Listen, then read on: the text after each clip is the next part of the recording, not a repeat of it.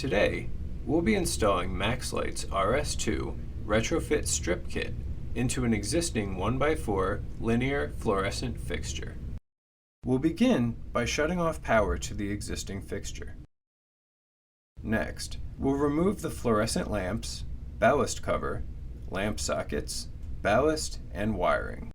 From here, we're ready to begin installing the LED retrofit kit. Start by breaking apart the brackets. Because we're retrofitting a 1x4 fixture, we'll be using the two smaller end pieces. If we were retrofitting an 8-foot fixture, then we'd use the centerpiece to connect the two 4-foot pieces together. From here, we'll bend one of the bracket pieces over the fixture and secure it in place with the included screws. Once finished, repeat the process on the other end of the fixture. At this point, we can connect the ground wire from the LED retrofit kit to the grounding screw on the original fixture. Proceed by feeding the black and white power supply wires from the retrofit kit through the knockout in the original fixture and position the retrofit kit into the housing.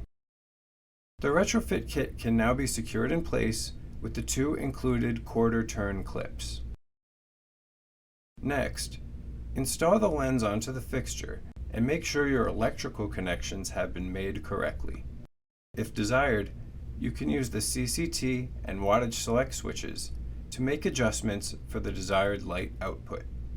Let's finish up by installing one of Maxlite's CMAX basic control nodes. To do this, simply remove the silicone plug, insert the node into the USB-C receptacle, and secure it in place with the locking screw. Now we can test the fixture out using the CMAX basic remote control. That's it! Thanks for watching, and be sure to check out the product page for more information.